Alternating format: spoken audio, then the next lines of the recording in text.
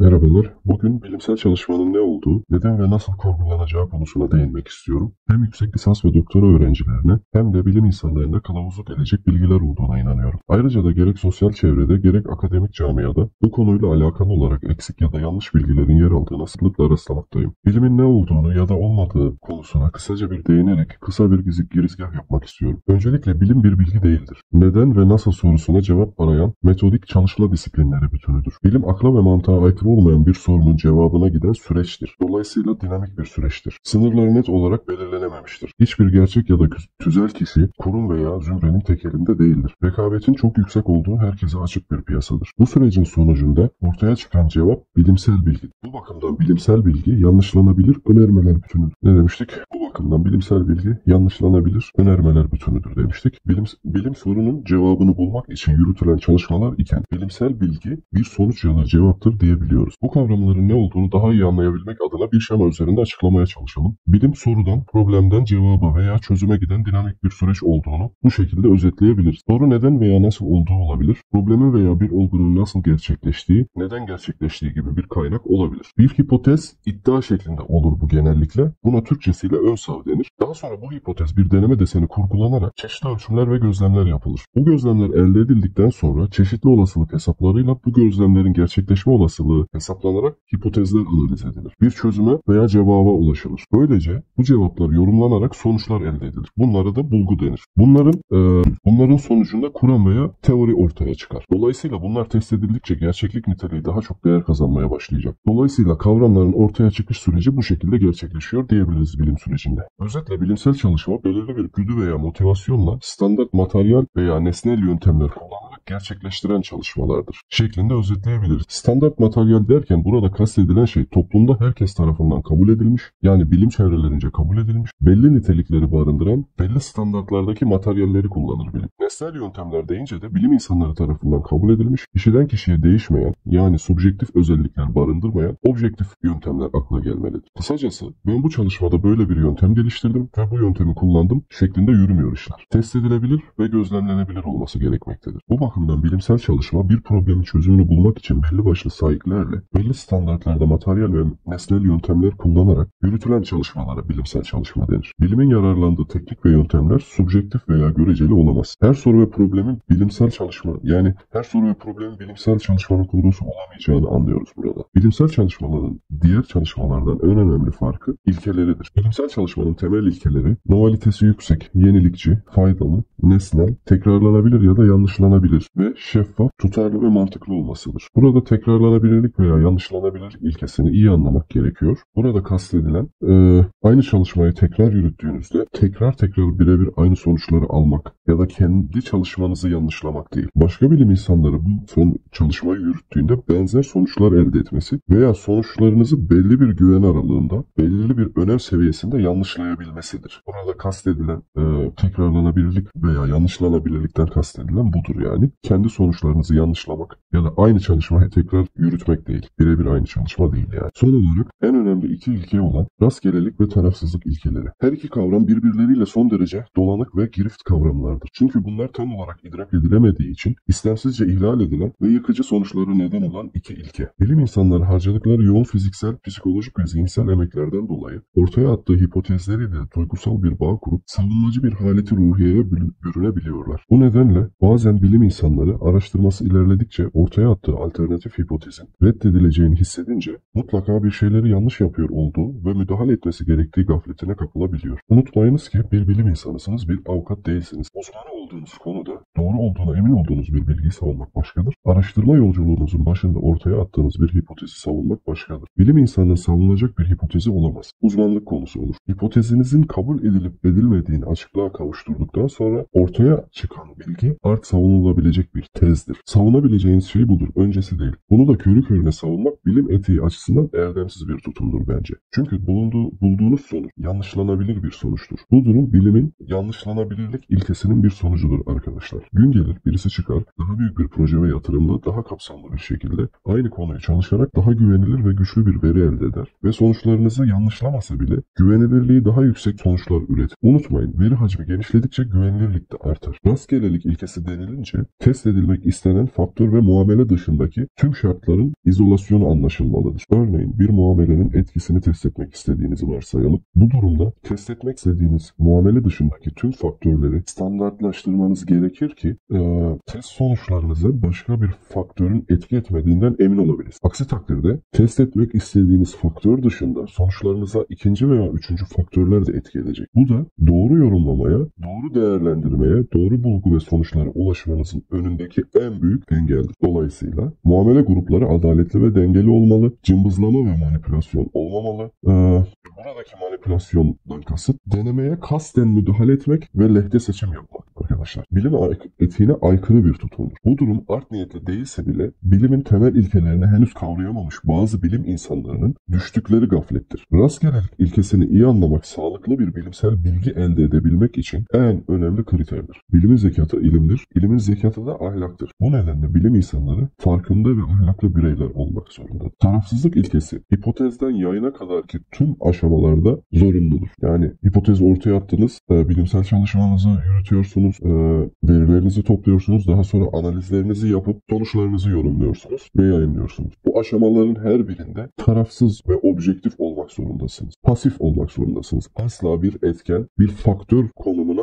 düşmemeniz gerekiyor arkadaşlar. Yani verilerin tarafsızlık ve rastgelelik ilkelerinden ödün verilmeden elde edildiğinden ve sonuçların tarafsız bir şekilde yorumlandığından emin olunmalıdır. Aksi halde veri setinde rastgele hata oranı artacağından bulgu ve sonuçların raporlanması zorlaşacak, hatta imkansızlaşacaktır. Ayrıca muamele veya gruplar arasında olasılık açısından önemli bir fark çıkmadığı için sonuçlarınızın anlamsız olacağı türünden bir yaklaşım da bilimsel değildir. Zira beklenen sonuç yokluk hipotezinin kabul edilmesidir. Bu durum beklenenin dışında bir durum olmadığı, mesela ölçülen iki grup veya olgunun arasında bir fark olmadığı veya gruplar ya da değişkenler arasında bir ilişki bulunmadığı anlamına gelir. Başka bir ifadeyle araştırdığınız konuyla ilgili beklenenin dışında şaşırtıcı bir durum olmadığı bilgisini literatüre kazandırmış olur. En azından gelecekteki araştırmacıların vakitten kazanmasına katkıda bulunmuş olursunuz arkadaşlar. Bu kriterler ne derece sağlanırsa bilimsel çalışmanın kalitesi, niteliği o derece yüksek olacak. Bu ön koşullardan uzaklaştıkça da çalışmanın bilimselliği ve etki değeri düşecek, hatta bilimselliği kaybolacak. Bilimsel bir çalışma çeşitli aşamalardan oluşur. Bu çalışmalardan ilki problemin belirlenmesi aşamasıdır. Problemin belirlenmesi aşaması, hipotez ve iddianın belirlendiği tespit edilen problemin olası nedenleri ve çözüm yöntemleri araştırılır. Mevcut çalışmalar hakkında ön araştırma ve literatür taraması yapılır. Amaç problemin bilimsel yönünün değerlendirilmesi ve konuyla ilgili daha önceki çalışmaların gözden geçirilerek kontrol edilmesidir. İkinci aşama deneme desenler kurgulanması aşaması. Bu basamakta muamele, grup, faktör ve değişkenlerin belirlenerek deney tasarımının planlandığı aşamadır. Deney sürecinde gerekli olan materyal ve yöntemler belirlenerek bir öneri oluşturulur. Parsel, blok, muamele, faktör ve gruplar planlanırken hatayı minimize etmek adına tarafsızlık ve rastgelelik ilkelerinden ödün verilemez. Muamele grupları adaletli ve dengeli dağıtılır. Öneriler genellikle proje, özet, teklif ya da taslak şeklinde hazırlanarak ilgili kurum veya kuruluşların onayına sunulur. Yüksek öğretim kuruluşlarının haricinde de çeşitli finansman ve sponsor iştirakçilere bile sunulabilir. Üçüncü aşamamız gözlem ve kayıt aşaması. Bu aşamada deney ve denemelerin faaliyet aşamasıdır. Burada teorik çalışmalar ve planlamalar pratiğe dökülerek veriler toplanır, gözlemler yapılır. Verilerin güvenilir olması elzemdir. Sistematik hata zaten kabul edilemez. Ancak gözlemciden kaynaklı hatalar, ölçüm cihazlarının kalibrasyon ayarları ve hassasiyetindeki küçük değişiklikler veya dış etmenlerin etkisi veya çevresel koşullardaki dalgalanmalar ya da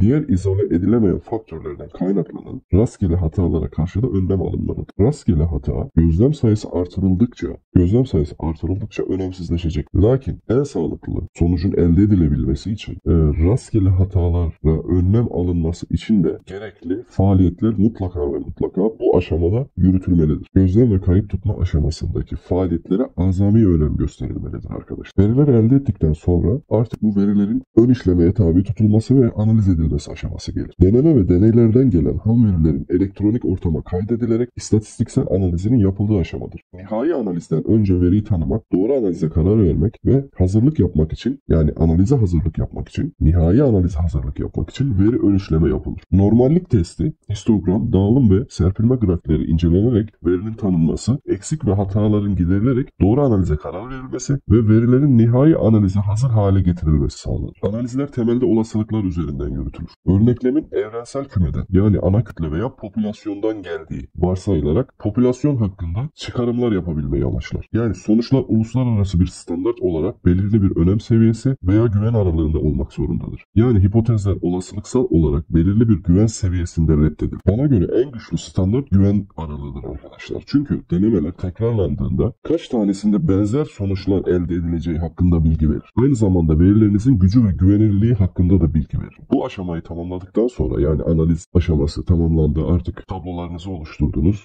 ortaya tablolarınız çıktı, çeşitli grafikler elde ettiniz, bir bulgu havuzu oluşturdunuz, bir sonuç havuzu oluşturdunuz. Artık bundan sonra bu sonuçların değerlendirilmesi vardır sırada. Bu aşama artık analizin bittiği ve sentezin başladığı aşamadır. Analiz sonuçlarının derlenip sentezlenerek sosyal yaşamda faydalı olacak anlamlı bilgilere dönüştürülmesini amaçlar. Değerlendirmeler literatür karşılaştırması şeklinde ve tarafsız olmak zorundadır. Objektif bir üslup barındırmak zorundadır. Pasif cümleler tercih edilmeli, subjektif görüşlere yer verilmemeli. Yorumlar referans ile desteklenir. Yani bu aşamada ne yapmış olduk? Daha doğrusu bu aşamaya kadar ne yapmış olduk? Hipotezimizi ortaya attık. Hipotezi ortaya attıktan sonra deneme deseni kurguladık. Bir teklif, proje, tez önerisi olabilir. Oluşturduk. Daha sonra deneme ve deneylere başladık. Gözlem ve kayıtlarımızı yaptık ve bunları elektronik ortama aktararak analizlerini yaptık ve elimizde bir bulgu havuzu oluştu. Bir sonuç havuzu oluştu ve bu sonuçları tarafsız bir şekilde değerlendirdik. Bu aşamaya kadar tarafsızlık ilkesinden ödün vermediğimiz için herhangi bir manipülasyon söz konusu olmadı. Şayet bu aşamalardan herhangi birinde bir faktör niteliği teşkil edecek kasıtlı bir müdahalede bulunsaydık, bu durumda sonuçlar gerçekten sapacak ve manipüle edilmiş olacaktı. Dolayısıyla sonrasında başka bir çalışmada tekrarlanabilirliği düşecek. Tekrarlanabilirlik olasılığı düşecek. Böylece yanlışlanabilirliği artmış olacak. Dolayısıyla buraya kadar olan tüm aşamalarda rastgelelik ve tarafsızlık ilkelerine azami önem göstererek hareket ettiğimiz takdirde en doğru bulgu ve sonuçlara ulaşmamız mümkün olacaktır arkadaşlar. Artık bulgularımızı ve sonuçlarımızı da değerlendirdiğimize göre bu bilgilerin raporlanması ve yayınlanması kalıyor arkadaşlar. Bu aşamada amaç çalışmanın ulusal veya küresel bilgi havuzuna kazandırılmasıdır. Makale, bildiri, özet, poster, kongre, konferans, dergi, kitap gibi organlardan birinden yararlanılarak yayınlama işlemi ve raporlama işlemi de gerçekleştirilmiş olur. İşte bir bilimsel çalışma sürecinin nasıl ilerlediği, yürüdüğü en kısa haliyle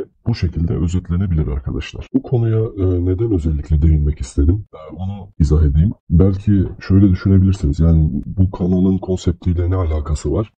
Çünkü genellikle veri analizi odaklı ilerlemeyi planlıyorum. Veri analizi yapmadan önce, çeşitli istatistiksel analizler yapmadan önce bilimsel verinin nasıl elde edildiğini, bilimsel bilginin nasıl sentezlendiğini iyi bir şekilde anlayabilmek gerekiyor. Bu süreç iyi bilinirse çalışmalarınızda analizlerinizi yaparken neye odaklanmanız gerektiğini, hangi sorularla başlamanız gerektiğini ve hangi analizleri uygulamanız gerektiğini anlamanız açısından son derece önemli. Bu sürece hakim olmayan bir insanın doğru soruları soramayacağı için kaliteli ve gerçek bilgiye ulaşma şansı o derece düşük olur. Bu süreci iyi kavrayan bir bilim insanı doğru sorulara hızlıca odaklanabilecek. Böylece hangi analizlerin, hangi değerlendirmelerin yapılması gerektiğini hızlıca kavrayabilecek ve doğru sonuçlara daha rahatlıkla ulaşabilecek. Bir hipotezin nasıl analiz edileceğini veya test edileceğini anlamak, bunun için hangi verilere ihtiyaç olduğunu ve bu verilerin nasıl elde edilmesi gerektiğini anlamak, sonra da hangi analizlerin neden ve nasıl yapılması gerektiğini anlamak açısından bence çok önemli. Çünkü bu süreci anlamadan